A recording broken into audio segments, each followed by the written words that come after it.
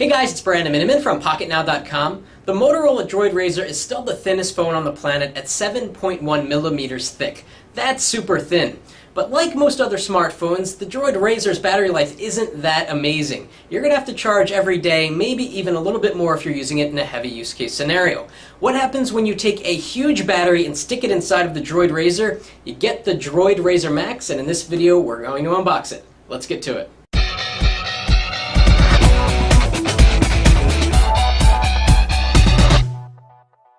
So the Droid Razr Max is exactly the same device as the Droid Razr, except it has a battery that is far, far bigger.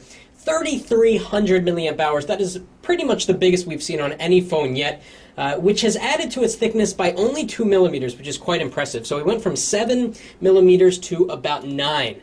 Still a very, very thin phone indeed. And again, the Droid Razr Max has the same specs as the original Droid Razr, which has the TI OMAP 1.2 gigahertz processor, a gig of RAM, it's running on Gingerbread, it's got an 8 megapixel camera in the back. You know the specs of the Droid Razr. It's a pretty powerful device. So let's take a look at what we have here.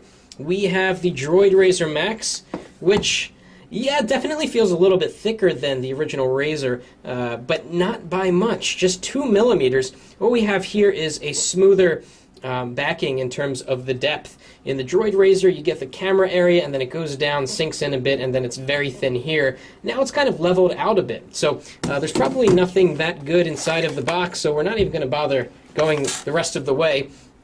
Let's take off the screen protectors and compare the size next to some other devices. Again, the screen is 4.3 inches diagonal, and you get that QHD resolution. It's an AMOLED display, so you get killer blacks, fantastic contrast, and pretty good color saturation too. So a really high quality screen, and you get the Kevlar backing, whatever that means. Non-user replaceable battery back here. That's what you get for having a thinner device. It requires an extra thickness when the back battery cover is removable. So let's take a look at the thickness compared to the Samsung Galaxy S2.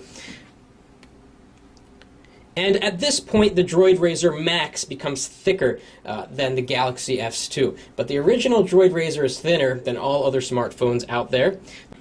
And let's see it next to the LTE version of the Galaxy Nexus.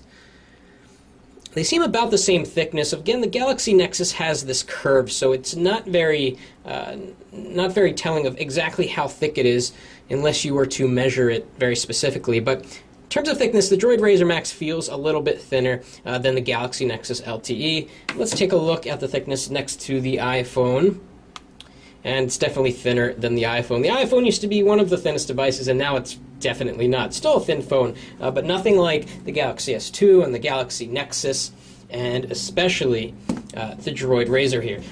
So we're going to spend some serious time with the Droid Razr Max. We don't see phones come along with batteries that are this big, and the operative question is, does a much larger battery contribute to a much better experience? A lot of people are okay charging their phone 1 time per day or leaving it on the charger at work.